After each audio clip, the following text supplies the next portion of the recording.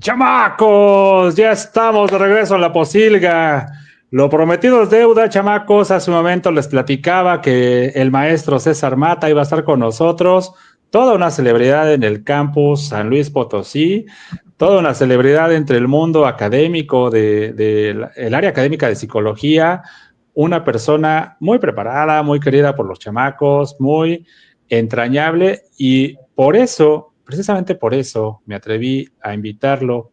Disculpe usted, maestro, por traerlo a estos lugares llamados La Posilga, pero sé que nos va a dar una gran lección el día de hoy. ¿Cómo está? Bienvenido a La Posilga. Muy bien, muchas gracias. Encantado de estar contigo, de volverte a saludar. Muchísimas gracias. Pues yo estoy encantado también de verte porque, wow, eh, me van a disculpar bastante los otros colegas del área académica de psicología de la Universidad del Valle de México, campus San Luis Potosí. Me van a disculpar bastante por lo que voy a decir. No conozco a los nuevos, conocí a algunos de los que ya no están Uh-huh. y por eso entiendo que el maestro César Mata sigue vigente, sigue activo y sigue trabajando porque es un verdadero profesional de la salud mental y mis respetos para usted, para su trabajo, para su trayectoria. Yo lo conozco muy bien, Muchas gracias. pero los posilgueros no lo conocen y permítame presentarse, permítame eh, pues darles una idea de quién está con nosotros esta tarde. Por favor, maestro, hágame los honores de presentarse. Bueno, miren, yo soy licenciado en psicología y maestro en psicología por parte de la Universidad Autónoma de San Luis Potosí. Mi formación en la maestría está enfocada en lo que es la educación y sociedad. Ese fue el campo de trabajo y sobre todo lo que tenía que ver con el trabajo de pares. Ese es decir, el diagnóstico, el desarrollo de proyectos, sí, y que ese desarrollo fuese enfocado y realizado por los propios estudiantes en nivel educación superior. Y me he dedicado a dar clases en educación superior en diferentes universidades y también en estos momentos colaboro en el Centro de Atención Terapéutico y Educativa, que se conoce aquí en San Luis como CATIE. Ahí, por ejemplo, yo lo que hago es dar asesorías en el campo de la educación, desde educación básica hasta educación superior y pláticas enfocadas en lo que es la crianza, lo que es escuela para padres, en lo que es también materiales didácticos y también trabajo en la asociación Casa Escuela Piscani AC. Esta escuela de la que voy a hablar más a fondo en esta presentación, pues es un modelo de trabajo no escolarizado para niños, niñas que tienen neurodivergencia o no la tienen, pero han sufrido algún tipo de discriminación. Entonces lo que estamos realizando ahorita es ese trabajo y sobre todo lo que estamos tratando de hacer es publicar lo que hacemos para que se visibilice más el trabajo del psicólogo, porque estamos interesados sobre todo también en el área de la política pública, ¿no? Desarrollarla, promoverla, encontrar la estructura del por qué y para qué el psicólogo puede trabajar en el ámbito de las políticas públicas, qué tan necesario es. Importante este último punto que nos menciona, porque la divulgación, sobre todo en este tipo de casos, en este tipo de eventos o sucesos psicológicos a los que usted atiende, es darle voz a quien no puede, Uh -huh. darle voz a estas discapacidades invisibles que están ahí, que son parte de nuestro día a día, y la verdad es que lo felicito por esa noble labor, ese gran trabajo que está realizando, y además el aspecto de la política pública, que, wow, Gracias.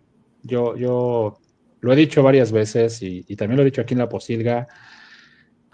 De repente vemos muchos activistas de teclado que nada más nos quedamos con la intención y la queja en la mesa, pero no hay no alzamos la voz porque hay un proceso académico que se tiene que hacer y que se tiene que dar seguimiento.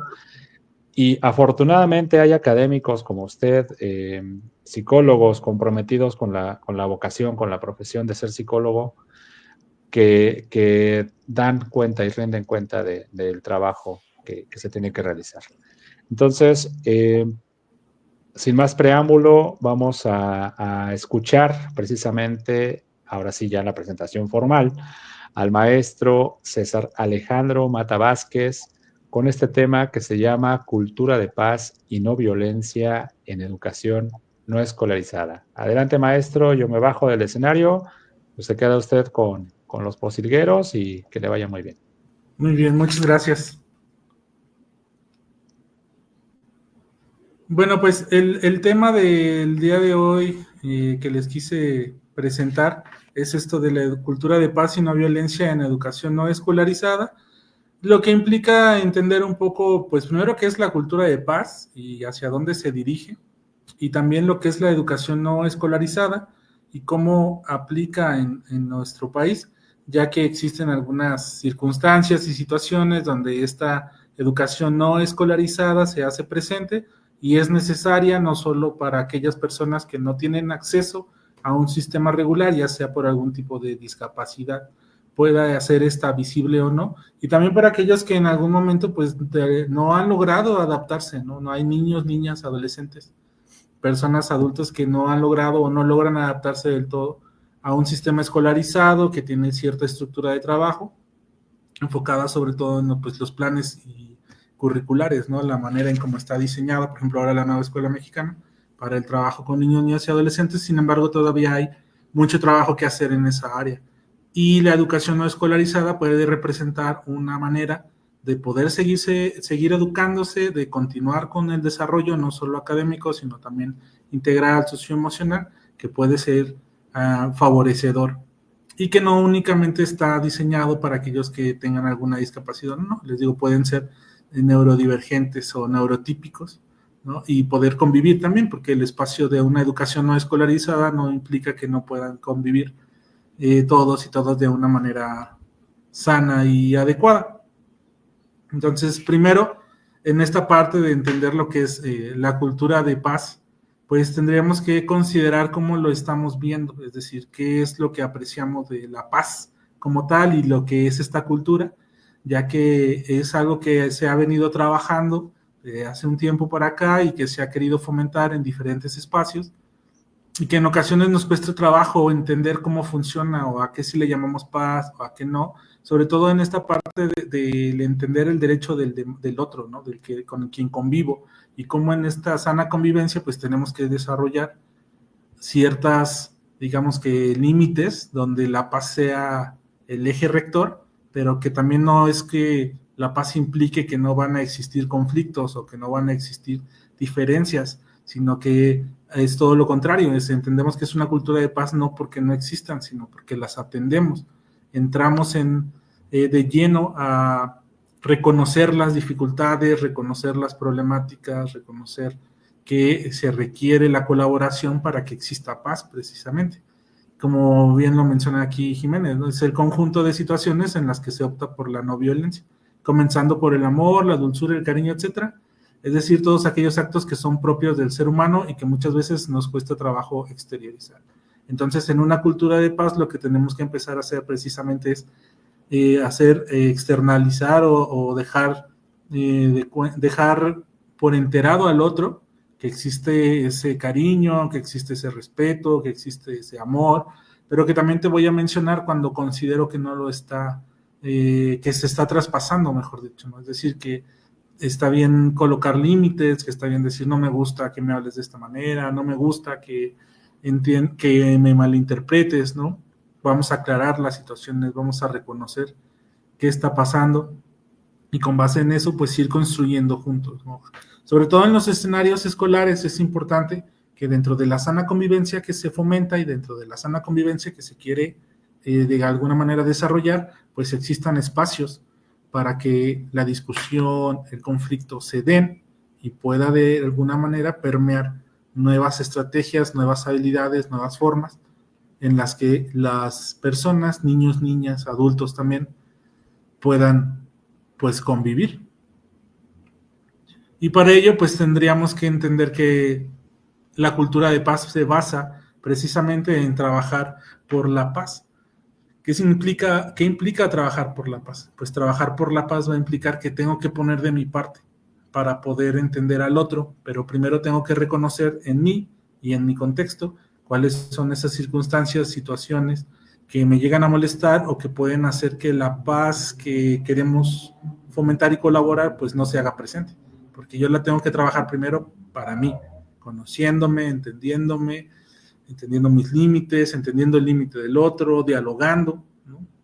Y sobre todo en este segundo aspecto, con vivir el conflicto, es decir, no voy a huir del conflicto, no quiere decir que voy a andar peleándome con todo mundo, ¿no? Para poder determinar que el conflicto es parte de las relaciones. Entendemos que siempre que hay personas juntas, el conflicto va a surgir, pero esto también se tiene que atender y tiene que resolverse. ¿Cuál es la manera más adecuada? Pues platicarlo, en un primer momento dialogarlo, hacerlo presente. Hay situaciones y comprendo que hay momentos en los que uno tal vez dice, ¿sabes qué? Prefiero evitar el conflicto, prefiero evitar ya no decir nada, prefiero evitar un malentendido con alguien más. Sin embargo, pues es algo que se va acumulando y en esa acumulación de situaciones, de hechos, sucesos, etcétera, etcétera, pues va a llegar un punto donde vas a explotar y esa explosión probablemente va a derivar en un conflicto mucho más fuerte de lo que estaba en el momento de origen. Entonces, la idea de vivir el conflicto no es otra cosa más que entender qué está pasando, ¿no? Dar tiempo de, ok, hay un conflicto, bueno, ¿cómo lo vamos a resolver? ¿Cuáles son las ideas dentro de las personas que tienen el conflicto? ¿Se les ocurre que se pueda resolver? Vamos primero a identificarlo y vamos a ver si todas las personas involucradas le llaman conflicto o no. Esto también entendiendo que hay partes estructurales que indican si es o no un conflicto. Y por último, pues en esta parte de luchar contra la violencia, ¿no? Luchar contra la violencia que implica ya no volver a caer en ciertas conductas que pueden ser agresivas o ofensivas para el otro. También modificar también nuestros comportamientos. Tal vez alguien que, esto se da mucho por ejemplo en los niños, ¿no? A veces por la estructura de familiar o por las costumbres, etcétera, etcétera, o por el simple hecho de que en algunas cuestiones hablamos de el ser hombres de esta manera, el ser mujeres de esta otra, pues caemos en ciertas conductas que pueden llegar a ser violentas para alguien más. Y si no se externalizan, si no se mencionan, si no se llegan a dialogar, pues difícilmente vamos a poder luchar contra la violencia, porque primero la tenemos que reconocer. Entonces, una vez que la reconozco, digo que evitaré en la medida de lo posible caer en este tipo de situaciones, ¿no? Y hablamos de en la medida de lo posible porque sabemos que hay cuestiones que están muy arraigadas y que difícilmente vamos a cambiar de un día para otro, pero pues por eso se tiene que trabajar.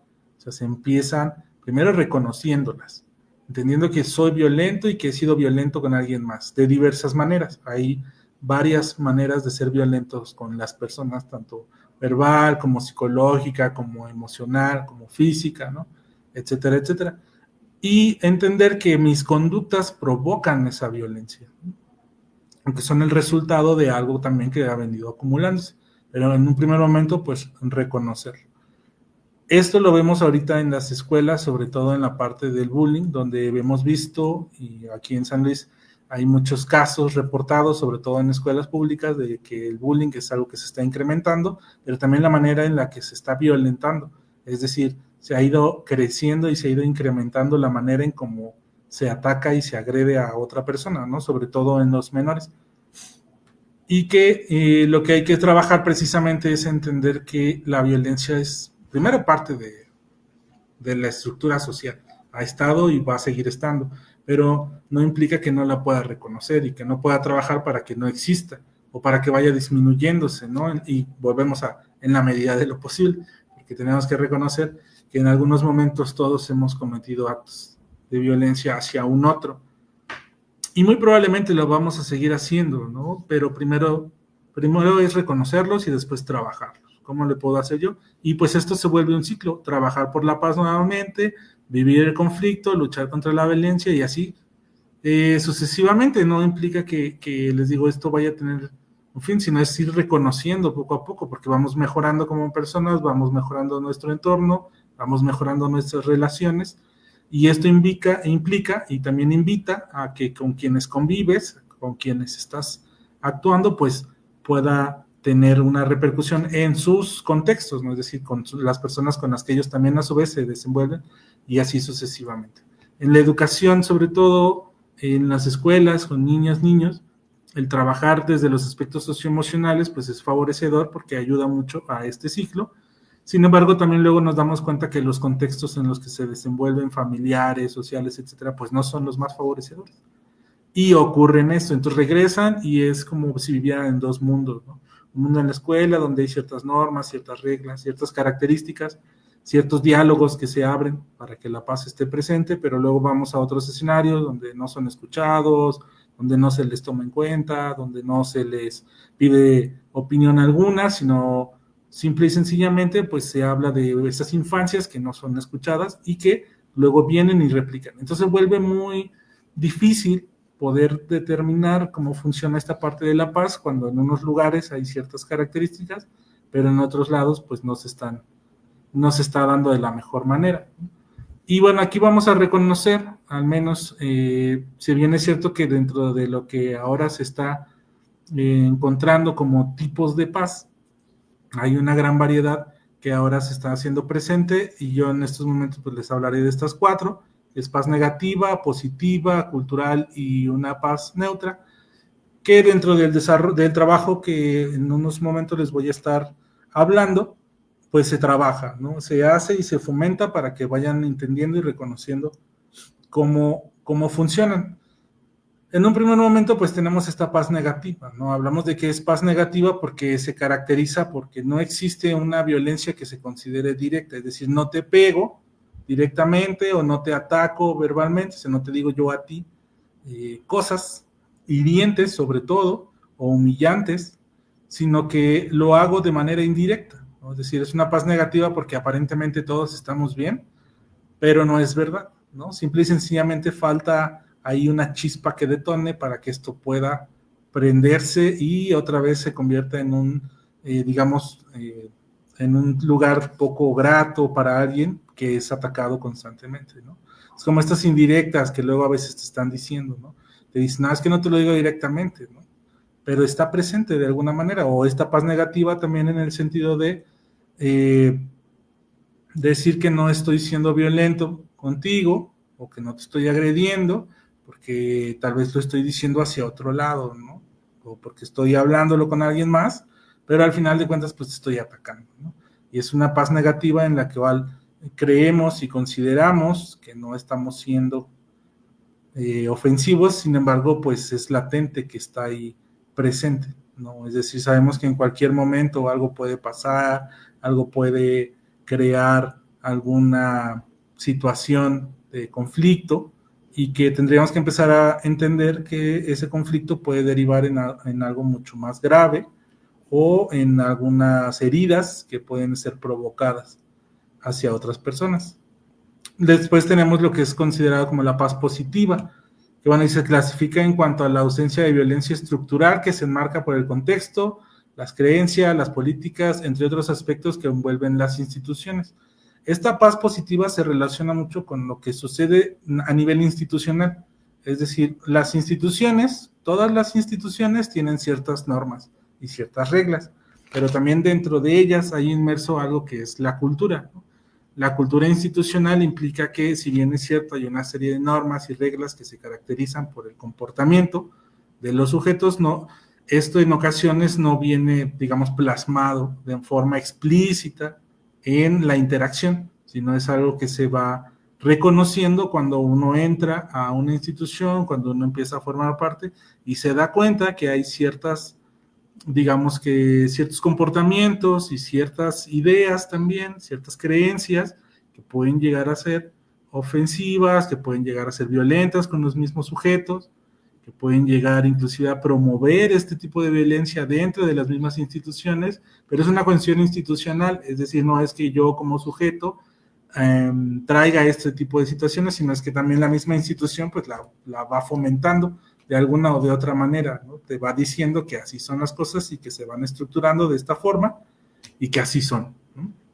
Y pues uno lo empieza a replicar una y otra vez y tal vez cuando menos se da cuenta pues ya forma parte de este sistema, ¿no? Que genera violencia, que genera comentarios hirientes, que genera agresión, y que de alguna manera decimos, pues yo no lo hago directamente, no es fácil de reconocerse porque es algo que uno puede decir, no, es que yo no lo hago porque yo quiera, ¿no? O no me doy cuenta que lo estoy haciendo, no me doy cuenta que ya estoy agrediendo a mi compañero en la institución, sea cual sea la institución. Todas las instituciones tienen sus diversos niveles, ¿no?, en los que esta violencia llega a presentarse. Entonces se le considera como una paz positiva, porque no va en el sentido de que haya paz todo el tiempo, sino es una paz que está enfocada, pero en la institución.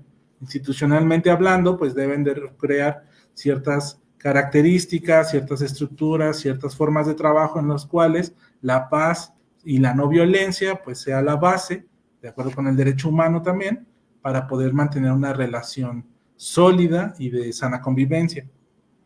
Por eso el hecho de que se ligue en las instituciones con esto es para entender que las instituciones, dentro de sus características, sus peculiaridades, pues es crear escenarios de sana convivencia. De ahí pues pasamos a lo que conocemos como la paz cultural. Ahí, en lo que conocemos como paz cultural, denme un segundito también, por favor. Listo. Lo que conocemos como paz cultural lo conocemos en función de lo que son los usos y costumbres. Por ejemplo, lo que se transmite de generación en generación y lo que debería de ser y no es, y aquí hablamos del deber ser, ¿no? De algunas cuestiones, por ejemplo, relaciones como el machismo, ¿no?, y que forma parte de una cuestión cultural, porque hemos trabajado algunos sujetos en entender cómo funcionaba, en entender que era transmitido de generación en generación, con simples acciones, ¿no? Por ejemplo, desde quién lava los platos, quién hace la comida, quién es proveedor, ¿no?, etcétera, etcétera. Y vemos que hay una serie sistemática de acciones que pueden llevar a considerarse como violencia, pero no en un sentido de si es directa o no, sino que tiene que ver con la costumbre, ¿no? Es costumbre que el hombre haga esto, es costumbre que la mujer haga esto, es costumbre que forma, por ejemplo, en una familia, hablemos en términos muy de ejemplo, ¿no?, de una familia que hace determinadas acciones, donde el hombre tiene su determinada, digamos que posición, y la mujer su posición, y qué pasa cuando se invierten estas formas de actuar, y qué pasa con los otros familiares que dicen, oye, ¿por qué se comportan de esta manera? No debería de ser así, tú eres quien debería de hacer esto otro, ¿no?, etcétera, etcétera, ¿no? Como, por ejemplo, algo muy vago como el lonche, ¿no? Dicen, es que el lonche se lo tiene que poner a su pareja, ya sea el hombre en este caso, la mujer debe hacer el lonche al hombre, porque él se va a trabajar, etcétera, etcétera, ¿no? Cosas por el estilo. Eso tiene que ver con una violencia que es cultural, pero que se tiene que reconocer. Aquí, por ejemplo, con los niños, niñas, lo que llega a pasar tiene que ver con los juegos, ¿no? Hay ciertos usos o costumbres o ciertos juegos, o inclusive ciertos colores que ya se van ligando al masculino, al femenino, y que por ende no se le permite al otro. Un ejemplo es una escuela donde, no sé, hay una clase de ballet, ¿no? Entonces, resulta que dicen el ballet es para niñas y el deporte, no sé, digamos, un deporte de contacto puede ser taekwondo o karate, es para niños, ¿no? Entonces, no hay como esa opción, ¿no? Pero ¿qué pasa si uno de los niños dice, pues ¿sabes qué? Yo no quiero, papá, mamá, yo no quiero estar en taekwondo, yo quiero estar en ballet, ¿no? Porque una vez me llevaron a ballet, o porque vi en la tele a alguien que estaba bailando, y pues el ballet es un baile, ¿no? Quiero estar en ballet. Y luego vienen una serie de comentarios, pero ya no son producto de la institución, son producto de los niños, niñas, ¿no? Que están, por ejemplo, las niñas en ballet diciéndole, oye, ¿por qué estás en ballet? El ballet es para las niñas, mis papás me dijeron que solo iba a haber niñas, pero tú eres niño, entonces eso te hace niña, y eso es una violencia cultural, es una violencia que está determinada por el hecho de que como era niño, pues no debería estar ahí, ¿no? O viceversa, ¿no? La niña que se va al deporte de contacto, por ejemplo, no, es que no debes de estar aquí porque es para niños, pegamos más fuerte, ¿no? Etcétera, etcétera. Entonces, esa violencia que es cultural, que está muy arraigada, que tenemos que empezar a reconocerla para poder trabajarla. Es algo que vamos identificando poco a poco. Cuesta mucho trabajo, claro que sí va a costar mucho trabajo, no es fácil primero reconocerla, no es fácil en segundo momento decir, yo formo parte de eso, ¿no? Entonces la paz cultural implica que vamos a transformar esta cultura violenta en una cultura de paz, primero entendiendo que hay diferencias entre nosotros, pero que con eso podemos vivir y relacionarnos y estar presentes el uno para el otro, y que eso va a generar nuevas condiciones, va a generar nuevas costumbres, va a generar nuevas maneras de relacionarnos. Claro que no estoy diciendo que eso no vaya a generar nuevos tipos de violencia, porque probablemente va a ser así, ¿no? Y en su momento, pues también se va a tener que reconocer. Y también ponemos por último lo que se conoce como una paz neutra.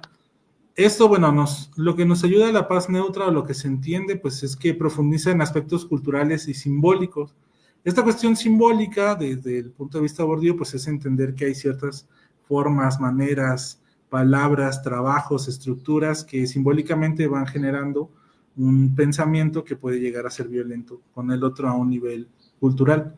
Entendiendo que lo que la paz neutra trata de hacer, pues es minimizar la violencia cultural y la violencia simbólica que ocurre. Por ejemplo, una violencia simbólica puede ser con lo que vemos o lo que pasa mucho en redes sociales, con ciertos mensajes que están bien para cierta población, pero no están bien para cierta población, no está bien para cierta edad, o no está bien para cierta edad. Por ejemplo, los estándares de belleza, ¿no? Los estándares de belleza es una violencia simbólica que en muchas de las ocasiones genera repercusiones en chicos, chicas, sobre todo adolescentes, cuando están en este conflicto de identidad, o sea, quién soy, cómo me percibo, ¿no? Etcétera, etcétera, que no hay una base o una sólida en cuanto a su desarrollo, y también que no cuenta con redes de apoyo que puedan llegar a darle ese cobijo, ¿no?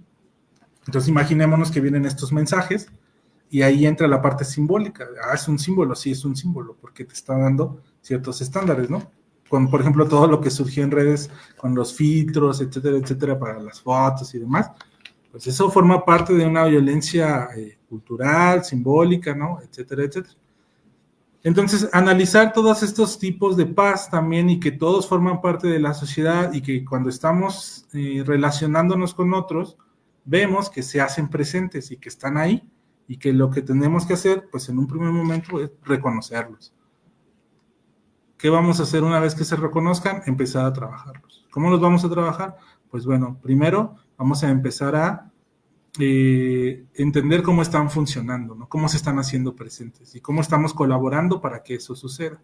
Una vez que eso se logra, pues entonces empieza a estructurar, ok, vamos a hacer diálogos, vamos a hacer una campaña interna, si es en la institución, vamos a hablar con padres de familia para ver, primero visibilizar y que este fenómeno está ocurriendo, y que hablen a su vez con sus hijos, y a sus hijos pues hablen a su vez con sus colegas o sus compañeros y compañeras, y a su vez con sus maestros, maestras, y entonces así se va generando un ambiente donde todos convivimos y todas podemos empezar a trabajar mutuamente por algo que va encaminándose hacia una sana convivencia. Eso por una parte, ¿no? Dentro de lo que es la cultura de paz y no violencia. Por otro lado, está la parte de la educación no escolarizada. La educación no escolarizada ha sido un tema que suele costar mucho trabajo entenderlo en un primer momento, porque normalmente cuando hablamos de educación, pues nos imaginamos un sistema escolarizado que está anexado a la Secretaría de Educación Pública o a la Secretaría General de Educación del Estado, la SEGE, y que es regulada, controlada de cierta manera, y que la encontramos como una modalidad de trabajo, ¿no? De hecho, dentro de la Ley General de Educación, pues viene la educación no escolarizada, como ahorita les voy a mostrar en qué artículos, en qué artículos se mencionan ellas. Pero también ha sido una manera en la que personas han logrado educarse y también han logrado educar a sus hijos e hijas. Por ejemplo, hablamos de educación no escolarizada cuando estamos hablando de educación a distancia, por ejemplo, ¿no? Cuando hay niños, niñas que por alguna situación, alguna circunstancia, pues no pueden recibir educación en un centro por una condición. Entonces, trabajan a distancia con maestros, ya sea mediante línea o por el envío de trabajos, etcétera, etcétera. Y ahí eso se conocería como la educación no escolarizada. Si bien es cierto, la educación no escolarizada también parte de lo que son los planes y mapas curriculares, no se trabajan al mismo ritmo porque no puede o no existir un docente o un maestro frente a frente que te esté guiando en todo momento, sino que puede ser alternado en diferentes circunstancias, ya sea porque se ejecute un plan de trabajo y te digan cómo se tiene que llevar a cabo el plan, y ya sea el alumno o alumna lo realiza con ayuda de sus padres o algún otro docente, o bien este docente va y le ayuda, ¿no? Como la educación a distancia. Otro sea que hay apoyos, ¿no? Como maestros de regularización, por ejemplo. Donde yo voy y regularizo a un niño o niña, sobre todo se ocupa mucho en las infancias, pero resulta que esa es su manera de educarse, ¿no? Porque tampoco está inscrita en un sistema escolarizado, por X razón, ¿no? Entonces esa es la manera, sí, recibe la información, pero esta persona sí va con este maestro a que le dé una clase 1 o 2 horas a la semana de algún tema específico, y luego se lleva las tareas o se lleva actividades a otro lado, ¿no? Pero también existen otros colectivos, otras asociaciones u otros escenarios donde se conocen como centros de educación no escolarizada, donde sí hay docentes frente a grupo, donde sí hay algunas actividades culturales o algunas actividades artísticas o algunos otros tipos de talleres que complementan esta educación, pero está diseñada para niños y niñas que de alguna manera pues no han logrado ya sea coincidir en lo escolarizado porque no se han logrado adaptar o bien no han encontrado el lugar indicado, porque es importante mencionar que dentro del ámbito de la educación, así como cuando alguien va pues a terapia y demás, en el ámbito de la psicología clínica, en la educación pues los niños no siempre logran adaptarse y niñas no siempre logran adaptarse a las escuelas, ¿no? Y no siempre las escuelas logran crear estos procesos de adaptación, y eso se entiende, sobre todo cuando son escuelas públicas por la gran cantidad de niños que tienen, y en algunas escuelas privadas pues lo que buscan es tener esa excelencia que los haga sobresalir del resto de escuelas que en los que pues tienen competencia, ¿no? También, porque hay que mencionarlo, y es importante también visibilizar esto, que hay escuelas que están en constante competencia, sobre todo las privadas, para que los niños pues no se den de baja o los padres no saquen a los niños, etcétera, etcétera, pero que aún así, pues, niños, niñas no logran adaptarse. Esto ocurre mucho, sobre todo con niños y niñas y adolescentes que tienen alguna discapacidad, ¿no? Recordemos que no todas son visibles, entonces, muchos casos tienen que ver con cuestiones de neurodivergencia, que se han venido estudiando y trabajando en esta época reciente, y que tienen que ver con el autismo, que tienen que ver con algunos problemas del aprendizaje, que tienen que ver con TDA, en compañía de algunas como TDAH, por ejemplo, ¿no? Con hiperactividad, y que resulta difícil tanto para la institución como para el niño, como para los mismos padres de familia, entender cuál es la necesidad que presenta, ¿no? Este niño, niña y adolescente, ¿no? Inclusive ahora en adultos, pues se ha visto una gran cantidad de adultos están siendo diagnosticados con algún tipo de neurodivergencia, siempre y cuando obviamente un especialista pues haga el diagnóstico, ¿no? No nada más de alguna manera decir pues tal vez lo presento, no, sino es hacer el diagnóstico adecuado con los especialistas necesarios. Y la educación no escolarizada pues digamos que es una forma en la que pueden continuar con sus estudios, porque se basa no únicamente en lo que marca el plan curricular, sino que estos espacios, estas comunidades, lo que hacen es tratar de adecuarse a las necesidades de los niños y niñas, porque en la mayoría son grupos reducidos. Cuando hablamos de grupos reducidos, estamos hablando de que son no más de 13, 14, 15, ya es como un grupo grande, ¿no? Hablamos de pequeños grupos, ya sea que trabajen por una educación multigrado o trabajen por grados escolares, ¿no? Es decir, multigrado pues sería primer y segundo año juntos, tercer y cuarto juntos y quinto y sexto juntos, ¿no? Y secundaria también pues todos juntos. O O si es inicial, pues también, ¿no? Se hace este grupo.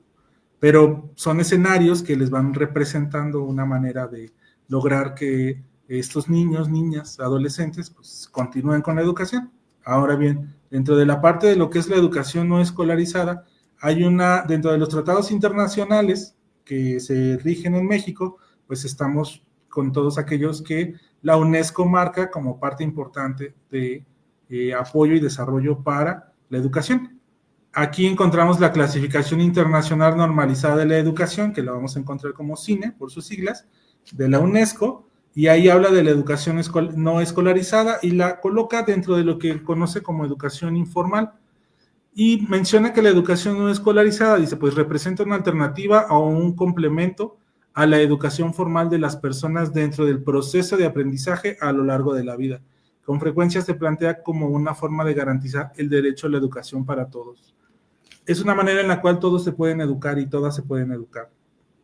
Porque entendemos que la escuela, como la conocemos tradicionalmente, y que aunque ha ido cambiando, y aunque existan nuevas estrategias, nuevas formas de aprender, el apoyo de la tecnología y otros elementos, profesionistas también más preparados, pues va a seguir siendo insuficiente para cierto tipo de población que no ha logrado adaptarse, ¿no?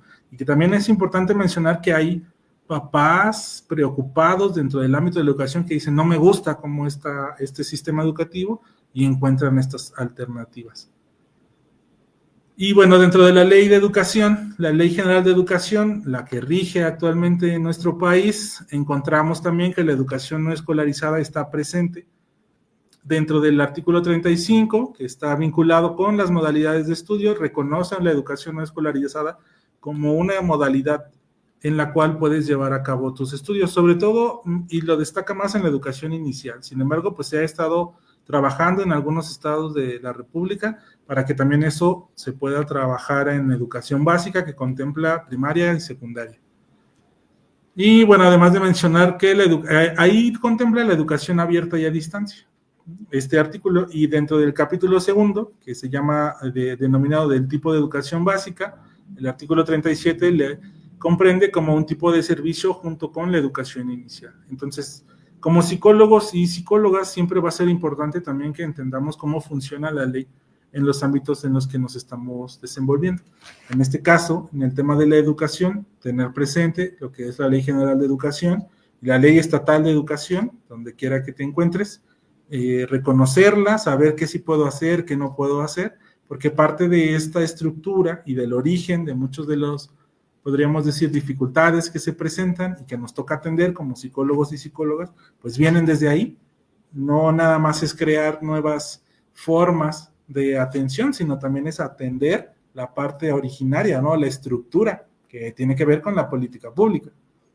Y reconocer qué se está haciendo bien, qué no se está haciendo bien. Como psicólogo, ¿cómo puedo promover yo que existan algunas reformas, algunos artículos, por ejemplo, o que exista más apoyo, o que existan otras maneras, pero ya establecidas en la ley para facilitar el acceso, para facilitar la participación, el bienestar, etcétera, etcétera. Y bueno, con estas bases es que surge este proyecto, que es Casa Escuela Piscani AC. Casa Escuela Piscani AC es un proyecto diseñado hace aproximadamente 3 años en San Luis, el cual busca generar, mediante la educación no escolarizada, una promoción de la paz, pero también de la creación de comunidades educativas que trabajen sobre todo con personas, niños, niñas y cuidadores, de una manera en la que primero pues identifiquemos ciertos comportamientos, ¿no? Ciertas ideas, ciertos trabajos, ciertas estructuras que permitan la sana convivencia. Porque es importante, es importante mencionarles que Piscani es una institución, es una asociación civil, no una escuela, que trabaja para que los niños y niñas que presentan algún tipo de discapacidad o condición, ya sea por discapacidad, por cuestión social, por cuestión de etnia, etcétera, etcétera, porque si nos hemos topado con casos así todavía, no se le ha permitido el acceso a la educación, por ejemplo, o no se ha logrado desarrollar adecuadamente en algún centro educativo de educación regular, y nosotros lo que hacemos pues es trabajar con estos niños y niñas para que en un futuro pues logren desarrollarse o insertarse, ¿no? Y también hablamos con los padres de familia, hacemos un diagnóstico. Obviamente si no tienen un diagnóstico, pues normalmente se canaliza si los padres no traen ya alguna recomendación, pues se canaliza para que se emitan los diagnósticos necesarios y poder crear planes de trabajo. Entonces, ¿qué es lo que buscamos? Pues promover comunidades educativas adecuadas donde familias, niños, niñas y adolescentes logren desarrollarse de forma plena e integral, tomando como base los derechos humanos para impulsar una cultura de paz y no violencia. Esto es sumamente importante porque desde el momento en el que empezamos a trabajar en primera instancia con niños, niñas y adolescentes, y en segunda instancia con los padres, porque también se trabaja con ellos mediante talleres, escuelas para padres, ¿no? Etcétera, etcétera, pues les vamos mencionando que es importante que se hable de que existen estructuras de violencia que tanto vienen de la familia como del niño, como de las mismas instituciones, las que acabamos de mencionar, y que hay que buscar minimizarlas para que empecemos a convivir con otros niños y niñas. El objetivo es crear espacios educativos enmarcados por una cultura enfocada en los derechos humanos, donde la cultura de paz, crianza positiva, orienten el desarrollo de familias, niños y adolescentes hacia el bienestar social, educativo y cultural. Es decir, cuando hablamos desde una cuestión cultural, hablamos acerca de cuál es la cultura de Piscani, cuáles son sus características, cuál es la cultura y cómo lo vamos a trabajar. Y bueno, Piscani se divide en 4 elementos. A ver, ¿me permiten un segundo, por favor?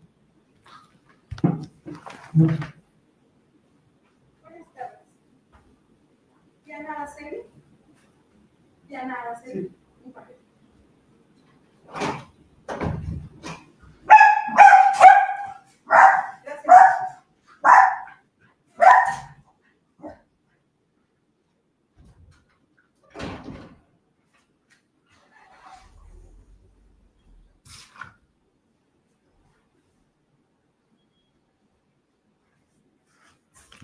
Listo, una disculpa. Bueno, Piscani se maneja en estos 4 proyectos, ¿no? Casa Escuela Piscani es la asociación y tenemos estos 4, digamos que rutas de trabajo, que es Semillero, y ahorita les voy a mencionar un poco más lo que es Semillero Piscani y lo que es la red de cuidados. Pero son 4 proyectos. Primero, Semillero de Piscani, lo que trabaja es con niños, niñas de manera presencial, sobre todo niños que han sido de alguna manera pues rechazados, violentados. Les mencionaba que por alguna condición hay niños que no presentan ningún diagnóstico, que se ha llevado y no presentan diagnóstico, pero que por cuestiones de bullying, sobre todo, presentan situaciones emocionales. Entonces nosotros trabajamos con estos niños, los vamos integrando poco a poco con otros niños de sus edades para que vean que hay maneras y formas de convivir, ¿no? Porque hay unos que presentan desde diagnósticos como autismo de grado 1 a grado 2 o 3, que también cuentan con sus maestros sombra, es decir, los maestros sombra están presentes en este desarrollo.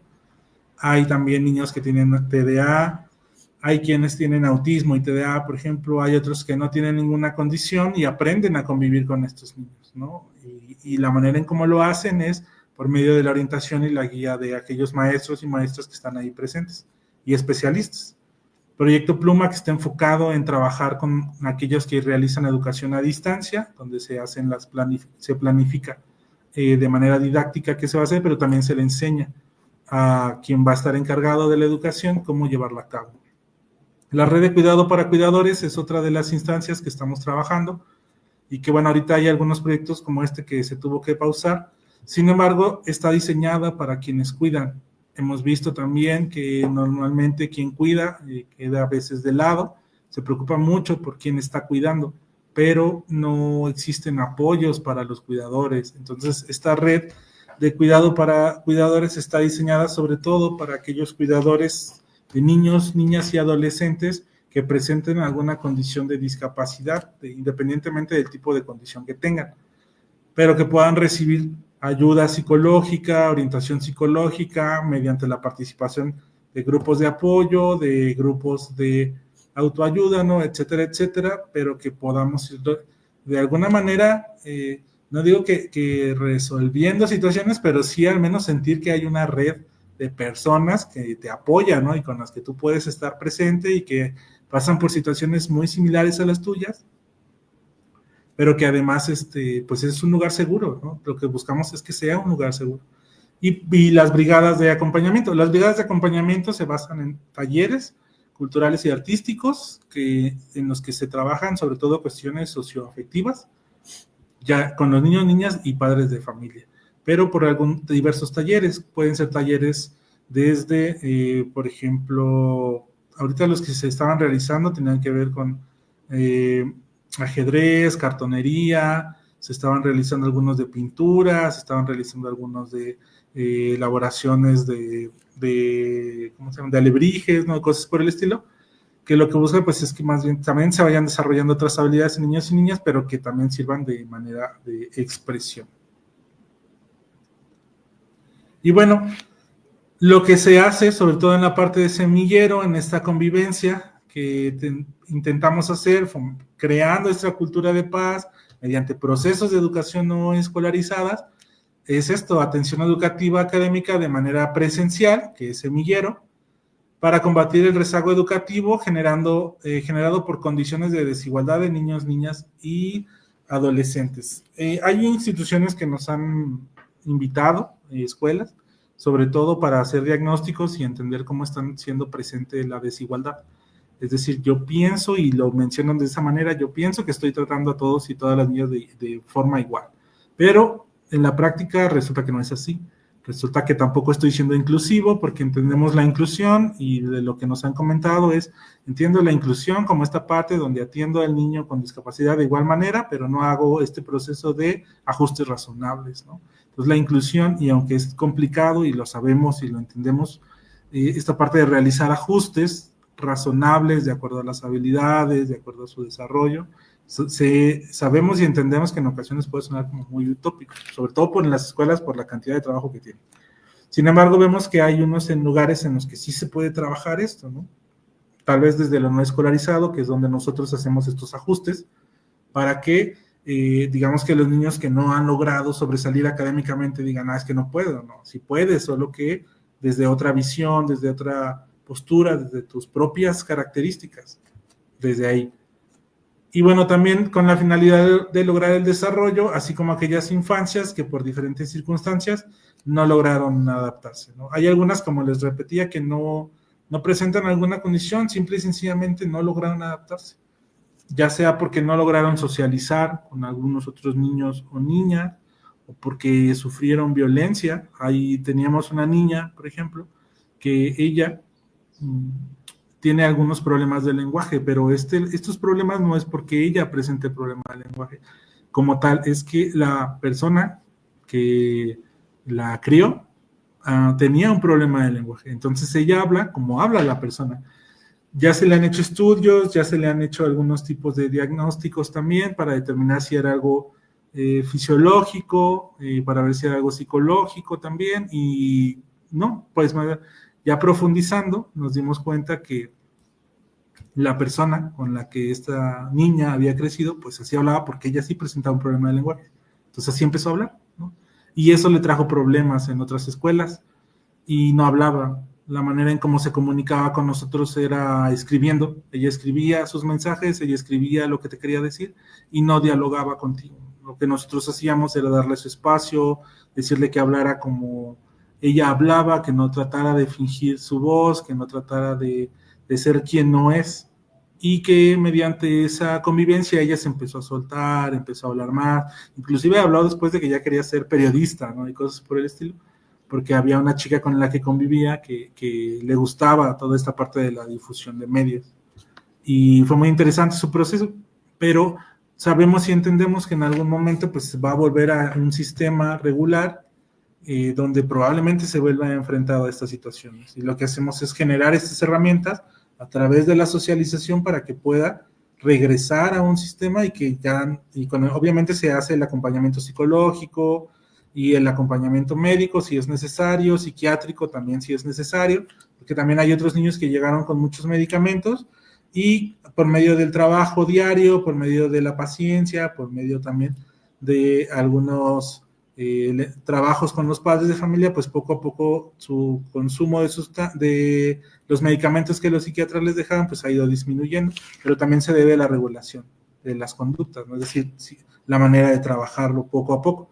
No estamos en contra tampoco de que tomen los medicamentos, son necesarios dentro de sus diagnósticos, está bien, pero si podemos seguir atendiéndolos desde otras formas, pues también hay que hacerlo.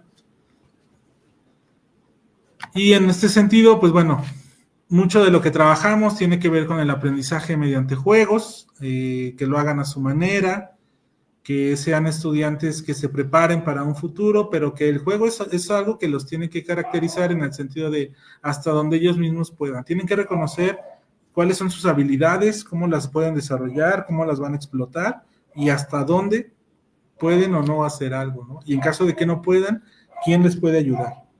Y cómo les va a ayudar, ¿no? Que eso también es una parte muy importante. Y la manera en cómo evaluamos también tiene que ver con cómo lo está promoviendo la nueva escuela mexicana, que es una evaluación formativa, que se trabaja en función del proceso del chico o chica. Si bien es cierto que al final termina siendo una cuestión muy, digamos que sumativa, ¿no? Porque así queda registrada una calificación. Nosotros no emitimos calificaciones ni emitimos certificados, pero cuando llegan a un sistema escolarizado, pues nos piden calificaciones, ¿no? Entonces lo que les decimos es que trabajamos bajo un sistema de educación no escolarizada, con una evaluación formativa, hacemos una evaluación y ya cuando ellos llegan a los centros, pues buscamos la manera de hacer las equivalencias de acuerdo con las características de la institución y de acuerdo a cómo ellos o ellas pues lo van reconociendo. Trabajamos con especialistas. Aquí hay psicólogos, hay psicopedagogos, hay personas que se especializan en el derecho humano y sobre todo en la educación. Es importante mencionarles que esta, digamos, combinación de especialidades y de profesionistas, sobre todo los que atienden derechos humanos y los que llevan los trabajos, también hay abogados, por ejemplo, que llevan algunos casos particulares de situaciones que pasaron, sobre todo con niños, niñas, donde pues sufrieron bullying, no solo por sus compañeros, sino también por los mismos docentes, ¿no? Lastimosamente, también ellos eran parte del esquema de violencia que tenían estos niños y niñas, y que pues algunos padres deciden hacer un proceso legal y se les orienta, ¿no? Sobre lo que pueden hacer, dónde lo pueden hacer, quiénes, dentro de las diversas instancias, como derechos humanos, por ejemplo, o PENA o SPINA, ayudan para que los niños puedan ser protegidos, porque recordemos que pues las infancias al centro, ¿no? Proteger a los niños y niñas es fundamental, y no solo entender como esta parte de que alguienes los puedan percibir como adultos pequeños, ¿no? Sino entender que el adulto en primer momento pues se tiene que regular para poder enseñarles esta regularización, pero también a defenderse, ¿no? Y era interesante ver discusiones con los niños, hablar con ellos sobre sus derechos. Ellos analizaban sus derechos. ¿Cuáles son los derechos que yo como niño tengo? ¿Y quién me tiene que proveer de dichos derechos? Y ellos lo dialogaban, lo hablaban, lo compensaban de alguna manera, ¿no? Y trataban de generar nuevas formas de trabajo. Una manera en la que hacíamos esto es círculos de diálogo. Los círculos de diálogo sobre todo los hacíamos cuando hablábamos del conflicto, que era lo que les decía antes, vivir el conflicto. Pues lo que hacemos con los niños y niñas es precisamente eso, vivir el conflicto. ¿Cómo vivimos el conflicto con los niños y niñas? Pues lo vivimos desde el punto de no vamos a evitarlo. ¿Tienes un conflicto con alguno de tus compañeros? Vamos a hacer un círculo y vamos a externalizar. Primero, ¿cuál fue el conflicto? ¿Qué fue lo que te molestó? ¿Cómo te sentiste? ¿Y cómo se puede reparar el daño? ¿No? Cuando hablamos de la reparación del daño, pues hablamos, y en términos educativos todavía es un poco complejo ver cómo se va a hacer esta reparación, porque desde el ámbito legal pues sabemos que hay ciertos procesos, ¿no? De hacer una reparación del daño, pero en el ámbito educativo, en este diálogo entre niños y niñas se vuelve complicado. Aquí lo que llega a pasar es que hay ciertas consecuencias, ¿no? Y podríamos decir que es una consecuencia natural. Por ejemplo, tenemos algunos casos donde hay niños luego son muy bruscos en su manera de jugar y pues les llegan a pegar, ¿no?, a los otros niños. La consecuencia es que hay niños que ya no lo quieren juntar o que ya no lo quieren, ya no quieren jugar con ellos, ¿no? Y eso pues genera exclusión al mismo tiempo. Pero vamos trabajándolo, es decir, a ver qué tengo que cambiar, y todo lo hacemos mediante el diálogo. Resulta muy fascinante cuando prestas atención cómo resuelven sus problemas, ¿no? Y digamos que la solución a la que llega, a veces uno puede sonar como muy lógico, ¿no?, lo que te están diciendo, pero te hablan desde sus emociones y esta regulación emocional que también ellos tienen. Digo, si a veces a los adultos les resulta complicado regularse emocionalmente hablando, pues los niños todavía más, pero por eso tiene que existir este adulto que regula. En esta imagen que pueden ver, pues hay un adulto que está trabajando con los demás niños y niñas, que está regulando, que se trabaja por tiempos, por turnos, donde todos y todas toman decisiones, todos y todas importan, su voto es importante, su voz es importante. Cuando no se está de acuerdo, buscamos la manera de mediar ese acuerdo, buscamos la manera en la que todos los niños y niñas logren reconocer sus necesidades, pero también las de la persona que tienen al lado, creando lazos de amistad, ¿no?, que al final de cuentas lo que se busca pues es que se lleven bien, y lo repetimos con los niños, o sea, sabemos que no todos van a ser tus amigos, y eso está bien, no tiene nada de malo. Aquí lo importante es que aunque no sea tu amigo, pues lo vas a respetar, aunque no sea tu amiga, la vas a respetar, vas a dialogar con estos niños, y esto es un trabajo constante, ¿no?, de todos los días, no es como de un día y ya, no, es algo que se tiene que repetir, es algo que se tiene que hacer continuamente. Lo que reconocemos cuando trabajamos estos círculos de diálogo con los niños, que también es importante mencionarles que no hay un límite de tiempo, ¿no?, para poder hacerlos. Es un arma, una herramienta de otras tantas que se utilizan, pero que es el tiempo necesario hasta que se llegue a un acuerdo. Pueden ser acuerdos escritos, pueden ser acuerdos verbales, pero que las partes involucradas logren resolver sus situaciones de la manera más adecuada posible. Es cierto que luego lo resuelven y vuelve a ocurrir, y pues se vuelve a hacer otro círculo, y vuelve a ocurrir, y se vuelve a hacer otro círculo, y así sucesivamente. Puede resultar muy cansado, ¿no?, también es cierto, y a veces un poco digamos que difícil, pero nos hemos topado también con que luego los niños lo hacen con sus papás, ¿no?, en sus casas. Dicen, a ver, papá, no me gusta esto, vamos a sentarnos, vamos a platicarlo con mis hermanos, mis hermanas, mi papá, mi mamá, ¿no?, etcétera, etcétera. Y como familia hacen círculos de diálogo, y los mismos padres lo han comentado, de que han tomado esta herramienta como parte fundamental, porque tiene que haber una sincronía entre quienes están dentro y fuera dentro de la parte de la educación de los niños y niñas, ¿no?, las familias por un lado y los especialistas por el otro, trabajando de forma conjunta. Entonces, este sistema que no escolarizado, nosotros lo trabajábamos de manera multigrado, donde había niños de primer y segundo año juntos, tercero y cuarto, quinto y sexto, y los de secundaria juntos.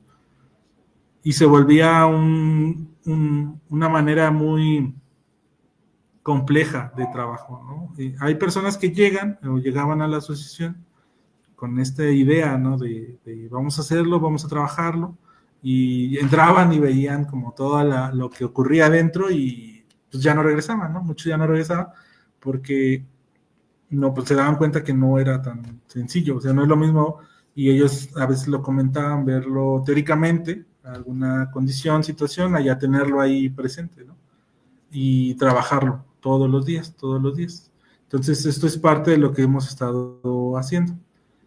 Y aquí también, bueno, entendemos que como parte del cuidado que requieren las personas cuidadoras, pues es promover espacios para personas cuidadoras de niños, niñas y adolescentes por condición de discapacidad y vulnerabilidad por medio del acompañamiento psicológico, emocional y social a través de orientación psicológica, procesos psicoterapéuticos y grupos de ayuda y autoapoyo. Aquí, como les decía hace rato, es trabajar con los cuidadores, o sea, con los padres de familia o con la madre o el padre, porque tenemos casos donde a veces solo existe el papá o solo la mamá, o están separados y no quieren trabajar juntos los padres, entonces pues tenemos que trabajar con ellos por separado, pero creando una agenda que les permita trabajar lo mismo con su hijo, ¿no? Es decir, que no haya condiciones adversas en un lugar o en otro, etcétera, o sea, hacer lo posible. Sabemos que como las diferencias están presentes, ¿no? O sea, hay padres que no se pueden ni ver,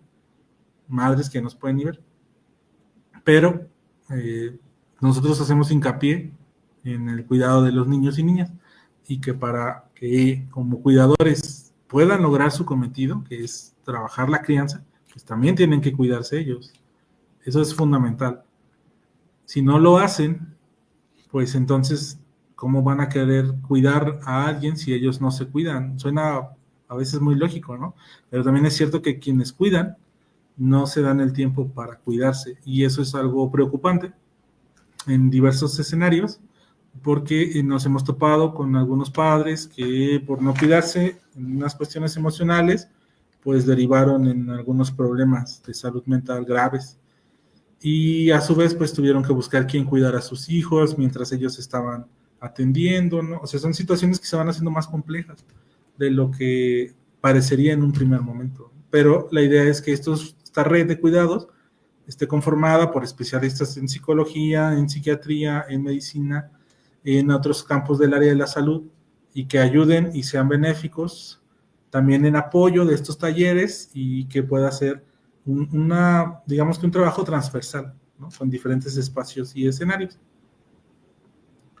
Y bueno, ya para terminar, todo lo que les menciono, en conclusión, pues bueno, vemos que esta parte de la educación para la paz es un trabajo que se tiene que hacer de manera continua, es un trabajo que implica mucho reconocimiento desde primero uno mismo, a ver yo qué onda conmigo, ¿no?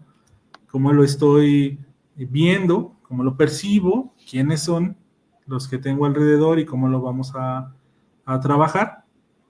En segundo aspecto, pues los niños, niñas y adolescentes, ¿no? Es decir, cuáles son las necesidades que estamos atendiendo, cuáles son las formas en las que la educación se hace presente, y que reconociendo la educación no escolarizada como un punto importante de trabajo con los niños y niñas, donde la educación para la paz es la que, digamos, sustenta este trabajo de educación no escolarizada, colocar los niños y niñas al centro y los adolescentes, entendiendo que ellos dentro de este desarrollo, pues buscan estabilidad, ¿no? Se requiere la estabilidad, no solo económica, que si bien esto es importante, también en una cuestión emocional, y por eso la educación para la paz puede ayudar, si es difícil, si es complejo, sabemos y entendemos que es un trabajo arduo, y es un trabajo que si nos descuidamos por la, digamos que, monotonía en cómo vemos las cosas, pues también podríamos caer en un bucle, ¿no? De creer que todo puede ser injusto o para los niños y niñas, o todo puede ser violencia, y no es así, sabemos que no todo es violencia, ¿no? Y por eso es importante tanto actualizarnos como dialogar, ¿no? Constantemente. Hablamos también de la educación, de la inclusión educativa, y entendiendo la inclusión como esta parte donde todos y todas tengan acceso a la educación, ya sea escolarizada o no escolarizada, pero que se atienda, es decir, que se atienda a estos niños y niñas que por alguna situación pues no pueden ser atendidos en una institución regular, porque ya sea no tienen la capacidad, no, puede ser que en cuanto a infraestructura, o en cuanto a hablando curricular o pedagógicamente hablando, o no se les ha capacitado, por ejemplo, a los maestros. Nos hemos encontrado con maestros que han recibido capacitación en inclusión educativa, pero la inclusión es básicamente hablar qué es un trastorno, qué es el autismo, qué es la condición, pero muy teóricamente, de manera muy teórica, pues. En la práctica, poco reconocida. Y también ellos, me parece aquí muy correcto, que muchos maestros y maestras nos han dicho, no tengo las herramientas para trabajar con algún niño con autismo, con TDA, con síndrome de Down, etcétera, que son los que normalmente vemos más en las instituciones. No tengo la capacidad, ¿no? ¿Cómo le hago? Bueno, pues vamos a crear algo, ¿no? Para que suceda. Y en última instancia, pues hablar de política educativa. Es importante, y lo mencioné al inicio, que como psicólogos y psicólogas nos involucremos en lo que tenga que ver con la política, ¿no? Política de Estado en el sentido de cómo rige esa política mi acción, mi actuar, cómo me afecta o no me afecta, lo que se decida a un nivel estructural, porque al final de cuentas, en términos estructurales, las acciones que se van a generar después atienden a esas modificaciones o a esos cambios. Y si yo estoy siendo solo alguien que resuelve, como pasa con muchos psicólogos y psicólogas, que tendemos a entrar en la parte de la resolución y no en la parte de la promoción, pues vamos a seguir creando programas emergentes, ¿no? Programas que sí resuelvan, pero porque no se han involucrado o no nos hemos involucrado lo suficiente en otros espacios, en otros escenarios, que algunos inclusive pueden llegar a considerar que no es psicología, y sí, probablemente no lo es, pero eso no implica que como psicólogo pues no tengamos que estar ahí presentes, ¿no? Al contrario, tenemos que apoyar a otros espacios y a otros profesionistas para que entiendan desde el punto de vista del psicólogo cómo eso afecta el desarrollo de las personas y cómo eso va a tener repercusiones en un futuro, tal vez no ahorita, pero sí en un futuro, y entender que esas repercusiones pues van a ser costosas de alguna o de otra manera si no se atienden. Entonces, por eso consideramos dentro de Casa Escuela Piscani, bueno, nosotros trabajamos estos 4 escenarios, que lo que es la cultura de paz, el trabajar con los niños al centro, el promover acciones inclusivas, el promover la política educativa, pues solo es una parte de lo que nos toca y nos corresponde. Y también invitar a que más gente pues se sume, ¿no? a querer trabajar en estas acciones y que vea que hay otras maneras donde la psicología entra, ¿no? Que también forma parte importante. Y bueno, pues aquí están los datos de contacto, si están algunos interesados, les dejo mi correo electrónico y el correo de la asociación que estamos utilizando actualmente, por si tienen alguna duda, pues me pueden contactar con todo gusto. Muchísimas gracias, maestro. Estuvo fascinante la presentación y qué bueno que nos comparte sus datos de contacto. Definitivo, hablar de estas posibilidades en educación especial es brindar la oportunidad a la educación global y la educación para todos. Uh-huh. Creo que el punto que mencionaba en cuanto a la legislación es muy abierto, pero también se ha utilizado solamente en una sola dirección, en la dirección de lo que es lo tradicional, no la educación tradicional, lo tradicional. ¿Qué es lo tradicional? Un sesgo cognitivo, una metodología establecida, una segmentación poblacional, quedando por fuera todas estas posibilidades que hoy fueron expuestas y que sin duda atraen algunas situaciones violentas que no han sido tipificadas también como tal, ¿no? Dentro del marco de la normalización, se llega a caer en estos bordes de la discriminación que también debe ser puesto de manifiesto, ¿no? Debe de ser explorado en este sentido. Y sobre este punto, yo quisiera profundizar un poco, tal vez como una pregunta del contenido. ¿Cuál ha sido el trayecto formativo de aquellas personas que han avanzado en el centro de especialización que ustedes tienen? Bueno, hasta ahorita los niños y niñas han avanzado desde primero hasta secundaria. Es difícil en ocasiones determinar hasta dónde van a llegar, porque hay ocasiones donde los padres, por ejemplo, ven que ya están más regulados o que ya tienen más control y dicen, no, pues ya lo veo mejor, me lo llevo, ¿no? Y pues se los terminan llevando. Y pues sí, son sus hijos, están en su derecho de llevárselos, ¿no? Pero no hemos visto la culminación todavía, ¿no? De varios niños y niñas. Tenemos casos, sí, de niños con autismo que llegaron con grado 2 y fuimos trabajándolo y llegaron a tener grado 1, donde sus maestras sombras ya casi no iban, se regulaban, y ellos, por ejemplo, ya van a la educación media superior. Estaremos como muy atentos de cómo les va, y qué apoyo requieren para poder continuar con sus estudios, si es que así lo desean, ¿no? También hay niños que nos han, adolescentes ya que nos dicen, ya no quiero estudiar o si quiero estudiar, y es válido, ¿no? Es válido en el sentido también de que mientras tengan esta red de apoyo, pues está bien, pero si no la tienen, hay que generar.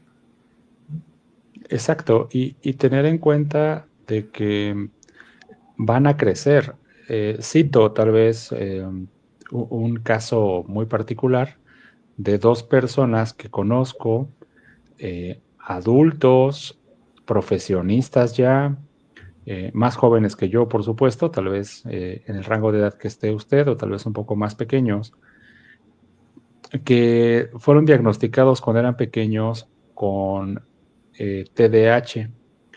Entonces, en efecto, su comportamiento actual de adultos, eh, naturalmente, si lo vemos desde el diagnóstico clínico, que es un riesgo el tema de los diagnósticos, pero si lo vemos desde el diagnóstico clínico, tienen completamente los síntomas y características del diagnóstico. ¿Hacia dónde voy con ellos, con estos adultos? Uno de ellos es licenciado en gastronomía, además es barista, además es emprendedor, además es empresario, además da clases en distintas universidades y tiene muy focalizada su hiperactividad. Él lo canalizó de esa manera. La otra persona que menciono es docente investigador de neurociencias, también maestría y doctorado en marketing. Tiene en ambos casos un nivel de grado superior. Publica en revistas de corte internacional, revistas científicas, y misma condición, canalizado completamente hacia lo académico, su condición de hiperactividad. Uh-huh. ¿Hacia dónde voy? Lo que en su momento, cuando fueron diagnosticados ellos, se consideraba una amenaza, hoy en el presente, en su presente que ellos viven, en realidad es una herramienta muy valiosa que les capitaliza su vida y su forma de ser, ¿no? Su forma de estar. Claro. Sí, porque tuvieron este apoyo, ¿no? Y este soporte para poder canalizarlo. Aquí nosotros nos hemos topado con muchos papás que tienen como una expectativa de vida, sobre todo cuando sus hijos son diagnosticados con cualquier condición, llegan y se lamentan, ¿no? Casi, casi nos piden perdón por traernos a los niños con la condición, ¿no? Y nosotros les mencionamos que pues no tienen que hacerlo, ¿no? Entendemos que había expectativas de vida sobre el, como uno como padre puede decir cuando su hijo está por nacer, puede decir yo quiero tener una vida así o quiero que la vida de mi hijo sea de cierta manera y tenemos una expectativa. Pero cuando resulta que esta expectativa no se va a dar, entonces es importante atenderla. Nosotros les decimos que pues sí es un proceso de duelo, al final de cuentas es una pérdida, ¿no? Pero no significa que no va a poder hacer nada su hijo o hija. No significa que va a poder, que va a estar como... Hay quienes lo ven como si este niño jamás se vaya a desarrollar, ¿no? Como si va a estar ahí esperando que alguien lo atienda, cuando nosotros les explicamos que no es así, que pueden desarrollarse y ellos poder encargarse de sí mismos, ¿no? Pero necesitan que los padres entiendan que primero ellos necesitan atenderse. Por eso esta parte de cuidados para el cuidador es fundamental, para que ellos se atiendan y vean que a quien cuidan también se están cuidando, ¿no? O sea, si el niño o niña dice, tú como mi padre, madre, también te estás cuidando, pues eso es importante, es un mensaje importante el que estás mandando. Tenemos por aquí un comentario, lo vamos a mostrar. Ahí está. Perdón, ahora vamos a regresarlo.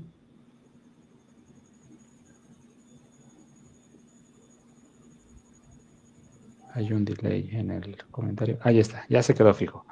Dice lo siguiente, Anota Arisa. Qué importante tomar en cuenta la educación especial de manera integral. Me encanta el hecho de incluir a los cuidadores. Gran proyecto. Muchas felicidades.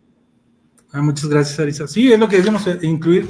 No puedes, luego pasa mucho, no sé si los psicólogos que atienden niños les pasa esto, ¿no? Mucho de que llevan a los niños a la terapia, pero luego los papás no quieren atenderse. Y dicen, no, es que él es el que está mal, yo no. No, a ver, es una red completa. No puede haber cuidadores que no se cuiden. Es ilógico, ¿no? También. Y es cierto que la cultura del cuidado no es como nuestro fuerte, pero tenemos que empezar a transformar precisamente esos espacios, ¿no? Esos escenarios en cuidados.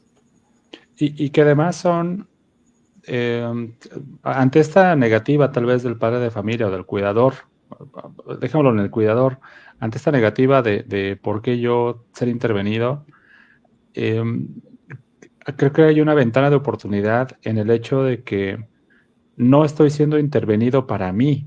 O sea, no es un sentido egoísta. Estoy siendo intervenido para que yo tenga herramientas para dar apoyo a la persona que está bajo tratamiento y bajo un sistema de educación especial. Claro. No es lo mismo, como nos pasa a todos cuando vamos con el médico especialista que te pone una receta y que con trabajos alcanzas a leer, te manda a hacer estudios y tienes que interpretarlos tú porque escasamente te dice qué es lo que tienes, a darte toda la pauta y acompañarte en el proceso mientras tú acompañas a otros. O sea, en algún momento ustedes como centro o la figura del psicólogo va a desaparecer, ¿no? Lo mencionaba usted al respecto de las maestras sombra que eventualmente dejaban de estar presentes. ¿Y por qué pasa? Pues porque también el cuidador ya está capacitado para poder hacer frente al tema. Cierto. Por aquí tenemos otro comentario más de AMTC. Gracias por compartir experiencias y conocimiento. Excelente labor. Muchas gracias, Ame.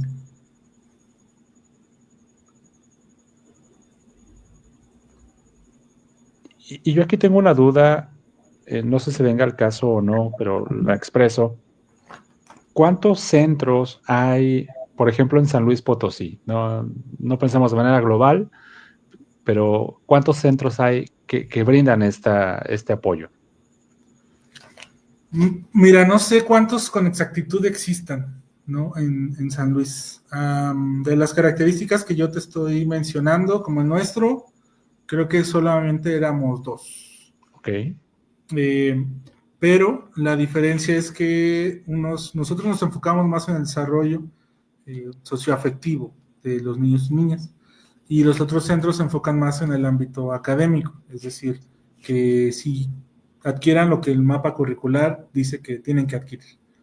Pero trabajan bajo un esquema no escolarizado también porque son multigrados, y existen otros centros como Intégrame Down, por ejemplo, que trabaja con niños con síndrome de Down, y existen otros como el centro de la Rafael Arganis y algunas otras más. No, es difícil saber, ¿sabes?, cuántas existan, porque no todas tenemos comunicación. Y es lo malo también, que tendríamos que empezar a generar una red entre nosotras de asociaciones que trabajamos con niños y niñas con alguna discapacidad o no, pero que tengamos esa relación, que desafortunadamente pues no existe, ¿no? Sí tenemos nosotros pensado hacerlo, porque para poder establecer una base en la política pública, pues necesitas una red. Es difícil llegar nada más tú con una iniciativa y que te hagan caso, ¿no? Entonces, se ha visto que si llegas tú solo, pues no te hacen mucho caso. Entonces, crear la red sí va a ser fundamental, y es algo en lo que estamos trabajando para poder crearla, atendiendo las necesidades que cada asociación hace. Y que también esta intervención en este Congreso Internacional de Psicología nos ayuda a llegar más lejos, a escuchar otras voces, a que incluso de manera internacional podamos establecer vínculos, ¿no? Me voy a permitir presentar nuevamente su contacto para hacer ese llamado tanto a los centros que se encuentran en San Luis Potosí, como a los centros que se encuentran a nivel nacional o a los centros que se encuentran en Latinoamérica. Esto nos habla precisamente de cómo los profesionales de la salud mental debemos de actuar en red, debemos de actuar de forma colaborativa y no vernos como la competencia comercial que en determinado momento pudiera establecerse y tal vez generar el celo profesional de no te reconozco, ¿no? No asumo que existes. Y lo relaciono también, hace un momento mencionaba yo de la medicina de especialidad.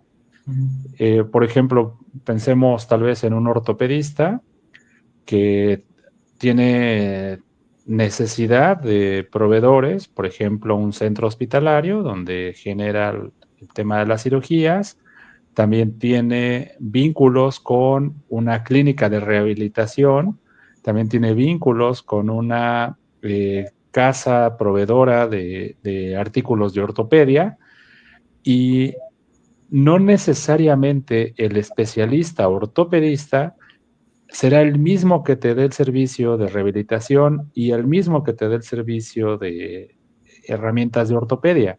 Claro. Pero si te hace el vínculo, si logra enlazarte con el otro, pues recibes una atención integral. Y esa atención integral, tú como paciente, por supuesto que lo agradeces porque ya no vas dando tumbos por la vida buscando cuál es el siguiente nivel, cuál es el siguiente paso. Sí, sí es fundamental entender que hay otros campos que son importantes y otros especialistas que te van a apoyar más que estarnos peleando de quién tiene la razón. Es cómo te puedo apoyar y cómo me puedes apoyar. Porque al final de cuentas trabajamos con vidas, ¿no? Algo que les digo ahí, por ejemplo, cuando doy clases en las universidades, en psicología sobre todo, les digo que no se les olvide nunca que con quien trabajamos es con la vida de las personas. Y es fundamental acordarnos de eso y no verlo como un ejercicio nada más de voy a desarrollarme profesionalmente, ¿no? Sino voy a trabajar de manera profesional con la vida de las personas, porque de mí también puede depender cómo se desarrollen esos sujetos. Y mientras yo asuma esa responsabilidad, pues entiendo que hay otros especialistas que también lo hacen desde sus posturas. Y colaborar es fundamental. Sí, estoy de acuerdo. Pues hemos escuchado precisamente al maestro César Mata Vázquez y pues ya nos pusimos muy serios y reflexivos y de repente se nos olvida que estamos en la posilga, nos gana la vena de psicólogos, nos gana la vena de ser tíos posilgas y bueno, pues también ya César, ya eres posilguero, ya. Muchas gracias. Eres mucho más joven que yo, todavía entras en la categoría de sobrino posilgas, pero aquí te estamos mostrando y estamos mostrando en pantalla para todos los seguidores que se han mantenido fieles al llamado de este congreso, han estado muy interactivos, han estado siguiendo la transmisión minuto a minuto. Sé que también están esperando que les llegue su constancia. Por supuesto que la vamos a llegar al correo. En la liga de inscripción dejamos los datos. Falta que ponga yo por ahí la encuesta de calidad que estaré colocando en los insumos de los comentarios. Y también vamos a hacer lo posible por mandar de una vez a YouTube las conferencias. Ganándole terreno a Mark Zuckerberg, que nos está bajando los videos y ya no nos está dejando tenerlos aquí. Las vamos a dejar en YouTube, ahí afortunadamente es permanente. Y regresamos a la constancia. Pues aquí vamos a ponernos muy serios porque esto es protocolario, esto es institucional. La posilga otorga la presente constancia de participación como conferencista en el POSIT Congreso Internacional 2025 al maestro César Alejandro Mata Vázquez, docente a nivel licenciatura y maestría en instituciones como la Universidad del Valle de México, la ENES Mapó y Universidad José Vasconcelos. El Congreso está siendo celebrado de manera completamente online desde el perfil de Facebook en La Posilga los días 17 y 18 de mayo del 2025, y la suma del trabajo de todos los congresistas nos va a dar un total de 20 horas de trabajo en estos 2 días, y estamos firmando nuestro buen amigo Edgar Gutiérrez, que lamentablemente se quedó varado a mitad del camino en una zona de silencio y la red de internet no le está favoreciendo, por eso no está con nosotros. Ofrece una disculpa para todos los posilgueros.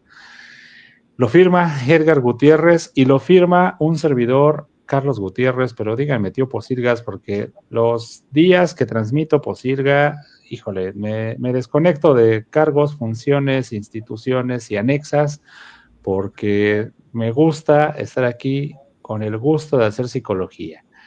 Entonces, muchísimas felicidades, maestro César Alejandro Mata Vázquez, y en su calidad de sobrino, es decir, dígale a sus primos posilgueros cuál es su mejor recomendación, ya sea para la vida, ya sea para la psicología o ya sea en el ámbito en el que usted se desempeña, acerca de la educación especial. ¿Cuál es el consejo de primo Posilgas que le va a dar a los posilgueros? Pues mi consejo para los primos posilgueros es que se tienen que apasionar por esto, o sea, tienen que buscar la pasión en la educación y no soltarla, porque a veces es difícil continuar ahí, pero no soltarse, ¿no?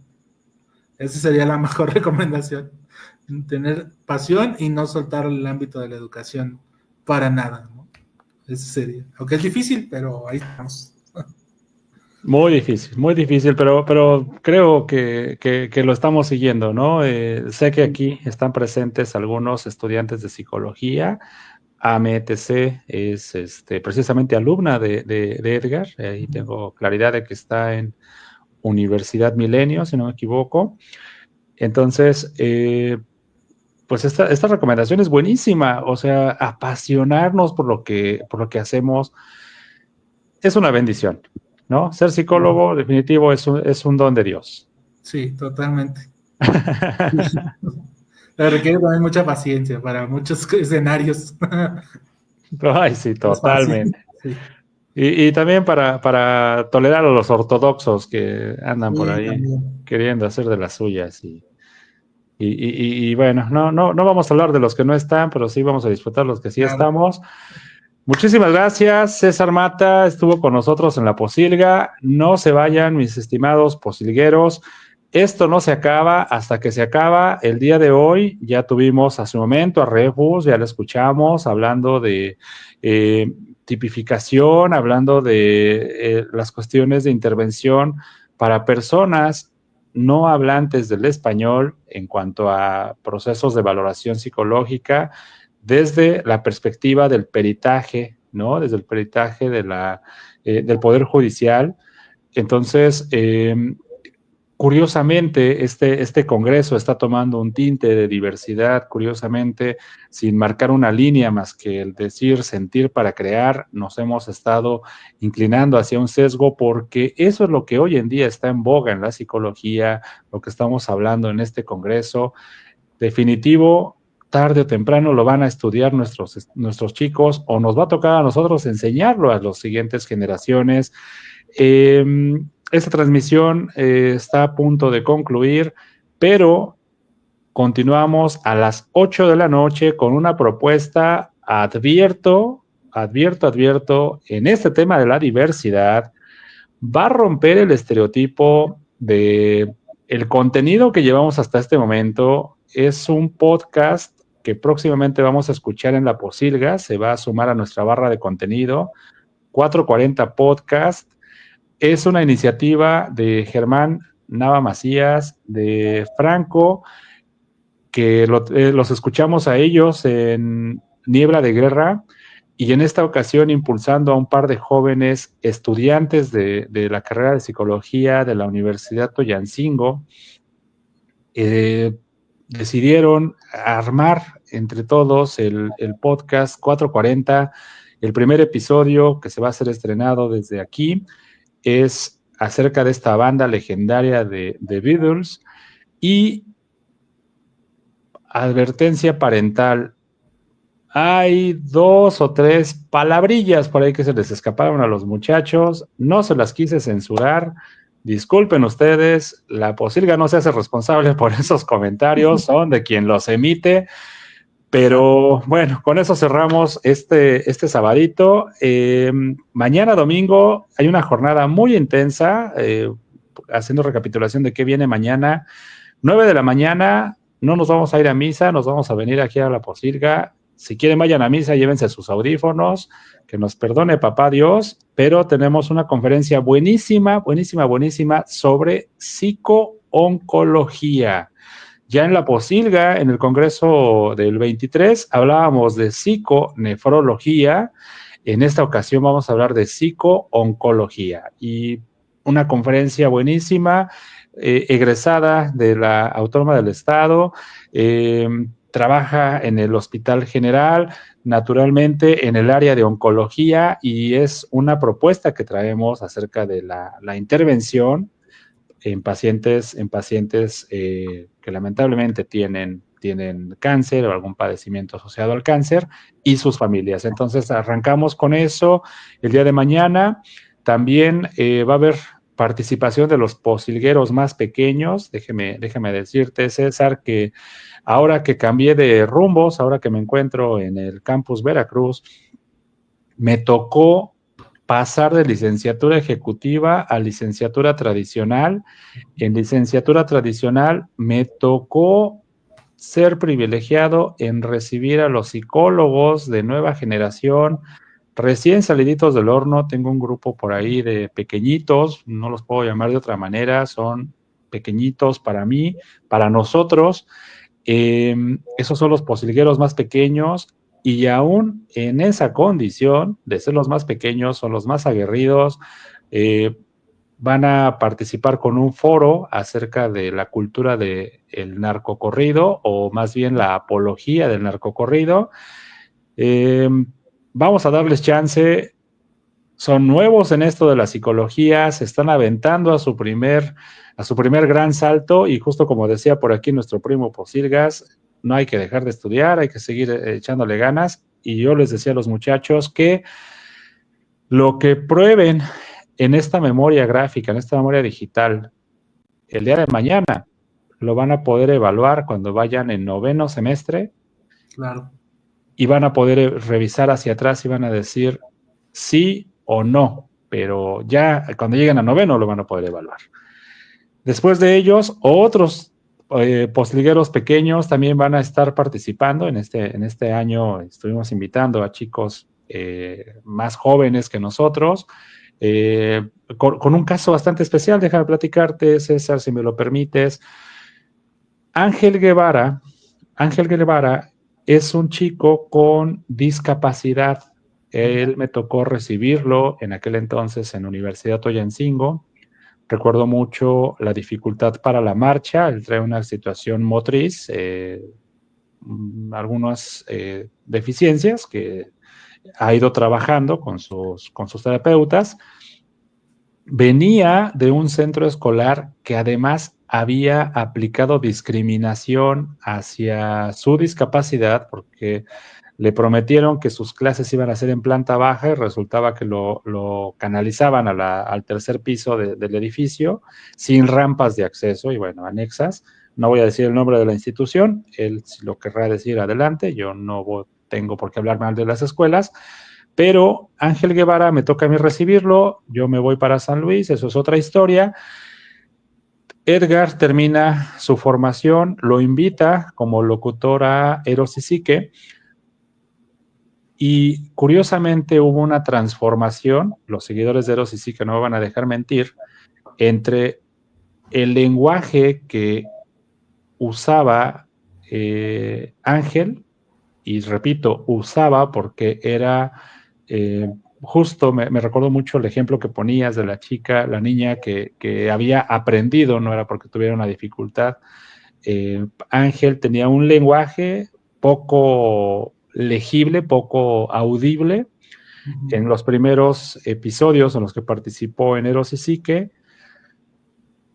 Hoy en día ya terminó su carrera, psicólogo, es colega, ya es especialista en psicología educativa, está enfocado precisamente en discapacidad, ya es docente de Universidad Toyancingo, lo contrató Edgar para dar clases, y en esta experiencia de ser ya docente, de tener fluidez verbal, de superar su discapacidad, sobre todo la mental, es otro completamente distinto. El año pasado estuvo con nosotros en La Posilga, también fue parte de los congresistas, ahí nos narraba su experiencia de vida y todo lo que acabo yo de resumir. Esta ocasión viene con educación especial, un foro con sus alumnos, y va a estar muy rico. Eso va a suceder en la mañana. Después seguimos con un psicólogo que nos encontramos en Instagram, buenísimo para el marketing de redes sociales, pero ¿qué puedo decir? A diferencia de tantos creadores de contenido que tenemos en las redes y que además, como decíamos, no hacemos comunidad, este muchacho tiene una forma de crear contenido muy lindo, muy amable, muy colaborativo. Aceptó de inmediato la invitación, nos mandó una lista de temas para trabajar y fue tanta su emoción que dijo, ok, les voy a enseñar cómo manejar redes sociales para psicólogos. Entonces, la verdad, va a estar de lujo. Él desde Tijuana se va a conectar. Después nos vamos a la comida, regresamos a las 4 de la tarde con la directora de la Escuela de Ciencias de la Salud de Universidad del Valle de México, Campus Veracruz, psicóloga también, doctora en psicología. Nos va a hablar acerca de temas de la adolescencia. Concluimos con ella y seguimos con nuestra conferencista internacional. Este año República Dominicana no tuvo oportunidad de estar en el Congreso, los habíamos anunciado, no hubo conexión con ellos, tienen un proyecto que están trabajando a marchas forzadas, están publicando, tienen una saturación de trabajo que no les permitió trabajar. Con nosotros ya llevan 2 años trabajando de manera continua, este año no estuvieron, esperamos que el próximo los volvamos a ver, pero Colombia se hace presente este año en La Posilga a las 6 de la tarde el día de mañana, y a las 8 de la noche mañana hay un reencuentro de egresados de la primera generación de psicólogos de la Autónoma del Estado de Hidalgo, que allí me sumo yo, me integro, y ese es como parte de la naturaleza y el detrás de cámaras de lo que es La Posilga. Eso va a suceder mañana a las 8 de la noche y con eso vamos a estar concluyendo las actividades del POSIL Congreso Internacional 2025. Un abrazo, César, hasta San Luis. Salúdame a toda la banda, salúdame a todos los chamacos que están por allá, que los extraño mucho. Salúdame a Dayana, por favor, a tu jefa y a los que todavía se acuerden que el tío Posilgas anda por acá claro que sí, por Veracruz. Sí, claro. Muchísimas gracias. Esto es el POSIL Congreso Internacional 2025. No se acaba hasta que se acaba. Ya advertí que viene a las 8 de la noche, así que en 15 minutos nos volvemos a conectar. Muy bien.